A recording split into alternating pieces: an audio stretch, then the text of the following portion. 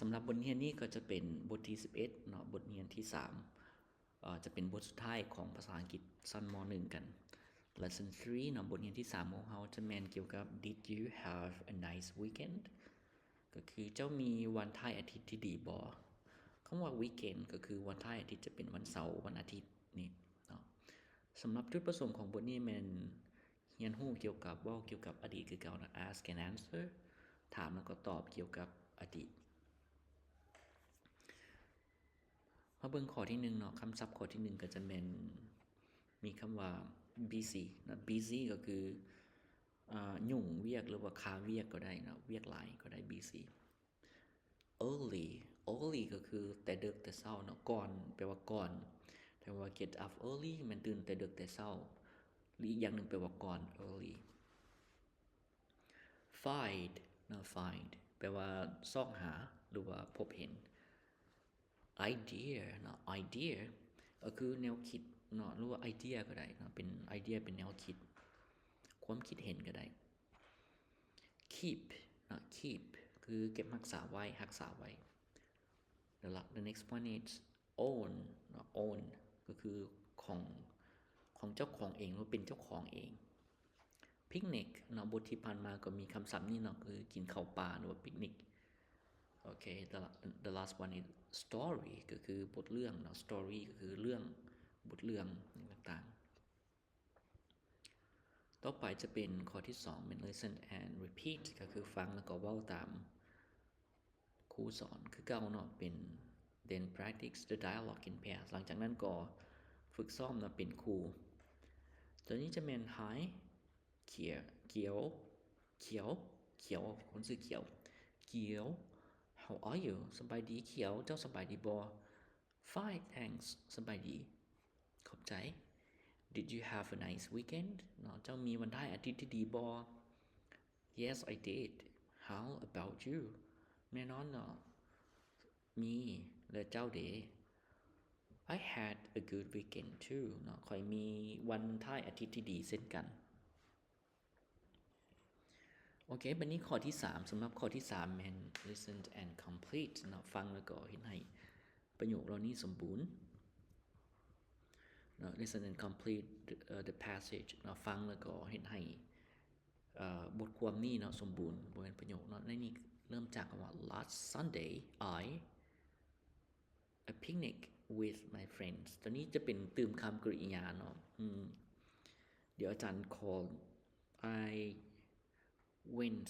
a picnic with my friends I have หรือว่า I had a picnic with my friends อาทิตย์แล้วนี้ค่อยมีไปปิกนิกกับหมู่ของค่อย we there by car เนาะนี่ใช้คำว่า go เนาะจะ go จะเปลี่ยนเป็น went เป็นอดีต we went there by car we เนาะ food with us อันนี้เราก็ใช้คำว่า bring เนาะใช้คำว่า bring หรือว่า we took or we brought ถ้าเป็นอดีตใช้คำว่า brought fruit with us we there at 7 o'clock เนาะ we ตอนนี้จะเป็น arrive เนาะคำว่าไปฮอดคำว่า arrive จะเปลี่ยนเป็นอดีตจะเป็น arrived there at 11 o'clock บ่น7เนาะ11 o'clock ตอน11 โมงตรง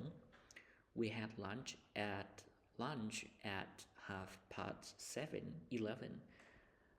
11พวกเฮากินข้าวเที่ยงเนาะเวลา 11:30 นwe to the music นี่ก็ใช้คำว่า music ก็จะเป็นฟังจะเป็น we listened to the music we to the river อาจารย์ตัวนี้อาจารย์คิดว่าน่าจะเป็น swim เนาะจะเป็น swam จะเป็น swam to the river I don't know we went to the river ก็ได้อาจารย์ใช้คำว่า went ดีกว่า go we went to the river okay we swam in the river พวกเราได้ลอยน้ำเนาะอยู่ในแม่น้ำอันนี้ swam we went back home at 5 o'clock in the evening พวกเรากลับเรือนเนาะตอนเวลา 5 โมงตรงในตอนแลงโอเคเนาะนั่นคือการเติมคำศัพท์นั้นอาจารย์หวังว่าคงจะถึงบน เพราะว่าเพิ่นบ่มีครูหยังให้เฮาถ้าถึกแท้เนาะเพิ่นจะต้องมีกล่องคำศัพท์อยู่ในนี้ว่าให้พวกเฮาได้ตื่มหยังเข้าเนาะเพื่อความถูกต้องเนาะเพื่อแล้วก็พวกความเป็นเอกภาพกันในบทนี้ต่อไปแม่นข้อที่4แม่น look and say ก็คือ take turns to tell about what you and your partner did in the past เนาะแล้วก็แม่น take turns ก็คือเปลี่ยนกันบอกกันว่ากับคู่สนทนาของเฮาว่าในอดีตนั้นพวกเฮาเคยเฮ็ดหยังมาก่อนตัวอย่างว่าหลายหลายตัวอย่างว่า I went play watch ตัวนี้เป็นคำกริยาเด้อนี่อันนี้ก็ต้องได้บอกเนาะต้องได้บอกคือกันเนาะว่านี่แม่นภาคส่วนของคำกริยาเด้อมันจะมีคำว่าเฮาใส่อดีตตัวประธานเฮาก็แม่น I went เนาะ by played lin watched ก็คือเบิ่ง helped ก็คือช่วยเหลือ did หรือว่าเฮ็ดกระทำ listened ฟัง visited ก็คือไปเยี่ยมยาม worked ก็คือเฮ็ดเวียกต่อไปเนาะนี่ก็บอกว่า went to the market ต้องบางอย่างก็ต้องให้สอดคล้องกันเนาะตัวอย่างสมมุติเฮาใส่ว่า went to the market play to the market บ่ได้เนาะใส่คำ went to the market ไปตลาด last night คืนที่ผ่านมา last Sunday ให้น้องๆลองประกอบประโยคเนาะคือว่าประกอบประโยคพวกนี้เรานี่เบิ่ง volleyball football บันทรงบันเตะTV a video เนาะโทรภาพหรือว่าวิดีโอ my mother around the house แม่ของข่อยมัน help my mother around the house ก็คือช่วยแม่ของข่อยอนามัยอ้อมเรือน I did my homework ข่อยเฮ็ดเวียกเรือนตัวนี้ข่อย my homework ก็คือข่อยเฮ็ดเวียกบ้านบ่เวียกเรือน I listened to the radio or music I visited my friend or my grandmother I worked in the garden in our shop หรือว่า with my father in the garden ได้เปิ้นเนาะตัวนี้สำหรับอาจารย์แล้วถือว่ามันค่อนข้างซับซ้อนค่อนข้าง complicated ในการอธิบายตัวนี้ look and say ค่อนข้างซับซ้อนสำหรับข้อที่5แม่น ask and answer ถามแล้วก็ตอบเป็น ask your partner what he she did and write down the answer ก็คือถามคู่ของเจ้าเนาะว่าลาวผู้หญิงหรือลาวผู้ชายคนนั้นได้เฮ็ดหยังแล้วนั้นก็เขียนลงมาซึ่งว่าคำถามมีหยังแหน่มาเบิ่งกันเนาะwhere did you go shopping last weekend เจ้าไปซื้อเครื่องหยังแหน่เจ้าไปซื้อเครื่องอยู่ไสอาทิตย์แล้วนี้ข้อที่2บอกว่า did you watch TV last night คืนแล้วนี่เจ้าได้เบิ่งโทรภาพบ่ข้อที่3บอกว่า what did you do last Sunday วันอาทิตย์ที่ผ่านมาเจ้าเฮ็ดหยัง what did you have for dinner yesterday อาหารแลงเจ้ากินหยังเมื่อวานนี้แล้วก็ข้อที่5 number 5 did you finish your English homework เจ้าเฮ็ดเวียกบ้านภาษาอังกฤษของเจ้าแล้วบ่โอเคบัดนี้มาเบิ่งในข้อที่6เนาะเป็น read and answer อ่านแล้วก็ตอบคำถาม read about มนุษยธรรม did last Sunday อ่านเกี่ยวกับมนุษยธรรมเนาะได้เฮ็ดหยังในวันอาทิตย์ที่ผ่านมาเฮามาเบิ่งเนาะในบทอ่านเป็น last Sunday วันอาทิตย์ที่ผ่านมา last Sunday มนุษยธรรม had a very busy day มนุษยธรรมวันอาทิตย์ที่ผ่านมามนุษยธรรมแม่นยุ่งหลายเป็นมีวันที่ยุ่งหลายวันหนึ่ง In the morning he played volleyball ในตอนเช้าแม่นเราเล่นบันทรงเนาะเป็นบันบวง He visited his friend in the afternoon เราไปยามหมู่ของเราในตอนบ่าย and watched a video แล้วก็เบิ่งวิดีโอเรื่องนึงAt 4 o'clock, he came home and helped his father to in the garden. แล้วก็ 4 โมงแล้วก็กลับเรือนแล้วก็ช่วยพ่อของเราเนาะเฮ็ดสวน After dinner, he washed the dishes. หลังจากกินข้าวแล้วเนาะเราก็ล้างจาน with his sister กับน้องเอื้อยน้องของเรา then he did his homework and went to bed early หลังจากนั้นเราก็เฮ็ดแก้เวียกบ้านของเราแล้วก็กลายไปนอนแต่เว้นๆนำไปแต่เว้นๆบ่แม่นแต่เช้าๆแน่เนาะไปนอนก่อนแต่เว้นๆไปนอนแต่ไวๆแต่หัวไวแต่หัวที อาจารย์คิดว่าบ่น่าจะ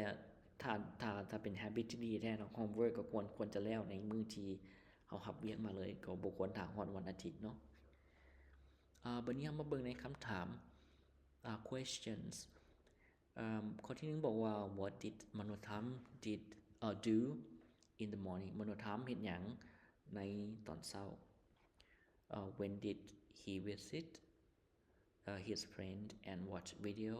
แล้วไปยามหมู่ของเราแล้วก็ไปเบิ่งวิดีโอ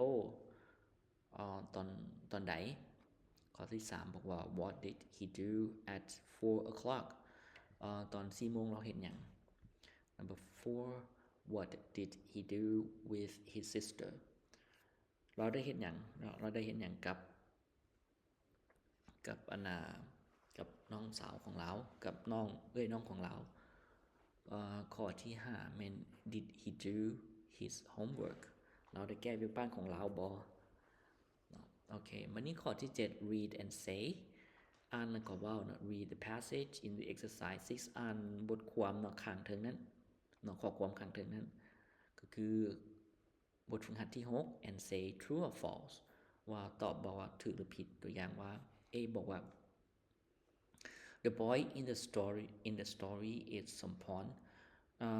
ในบทความบ่แม่น story เด้อin the passage is Sampon ในเด็กชายในบทความนั้นแม่นชื่อสมพร B ก็บอก false the boy in the passage not story is Manotham he had a busy day last Sunday true เรามีเนาะถูกต้องเนาะ he had a busy day last Sunday เนาะเรามีวันอาทิตย์ที่ยุ่งหลายวันนี้มาเบิ่งในข้อที่1บอกถามว่า Manotham played volleyball last Sunday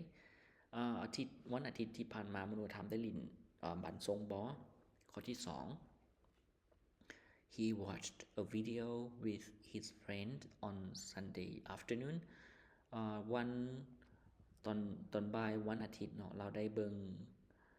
วิดีโอกับหมู่ของเราบ่ข้อที่3 Manotham came home at 6 o'clock on Sunday evening Manotham กลับเรือนตอน6 โมงตอนแลง6 โมงแม่นบ่ในวันอาทิตย์ข้อที่4เนาะ on Sunday afternoon Manotham helped his father ตอนบ่ายของวันอาทิตย์เนาะ Manotham ได้ช่วยพ่อของเราบ่แล้วก็ข้อที่5แม่น he went to bed late เนาะเราเข้านอนช้าแม่นบ่โอเคเนาะถึงตอบเบิ่งบัดนี้ข้อที่8เนาะเบิ่งอีกจะข้อน่าจะมีแต่9ข้อที่8แม่น complete เนาะเฮ็ดให้ประโยคสมบูรณ์คือเก่า fill the missing words and practice อันนี้ก็คือกันเนาะอาจารย์ขอแนะนำ เดี๋ยวอธิบายก่อนอันนี้มันตืมคำที่ขาดหายไปเนาะเข้าในบนวางนี้สำหรับตัวนี้จะถ้าว่าเป็นแบบนี้เนาะเดี๋ยวอาจารย์ขอวิเคราะห์ก่อนคือ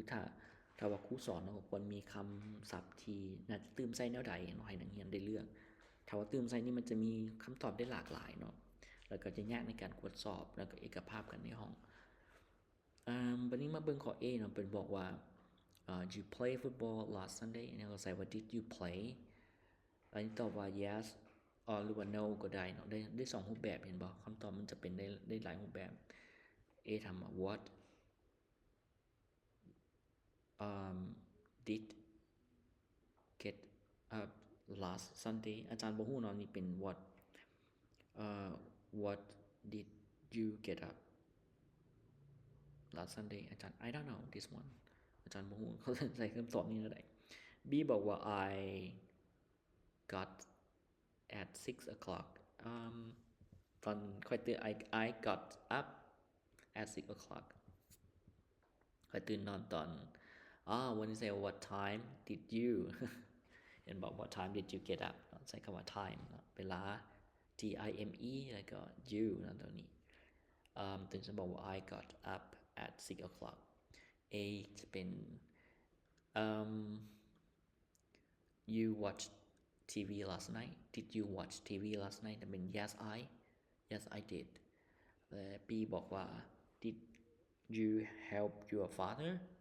the garden Did you help your father water the garden or sow plants มีอย่างอีก Did the garden Yes I did ตัวนี้ตอบสั้นๆโอเคบัดนี้ข้อที่9แม่น write เนาะเขียน write about your last holiday อันนี้คือเก่าเนาะเขียนเกี่ยวกับวันพักเนาะ holiday วันพักทางการวันพักราชการนี่ของเจ้าในที่ผ่านมาให้เขียนเกี่ยวกับตัวนี้ว่าเจ้าได้เฮ็ดหยังแน่เนาะข้อที่9โอเคนั่นคือทั้งหมดของบทเรียนของเฮาแล้วส่วนที่เหลือจะเป็นภาคของทวนคืนเป็น revision โอเคเนาะนั่นคือจบภาคเรียนบทเรียนภาษาอังกฤษสำหรับม.1 ของพวกเฮาเนาะ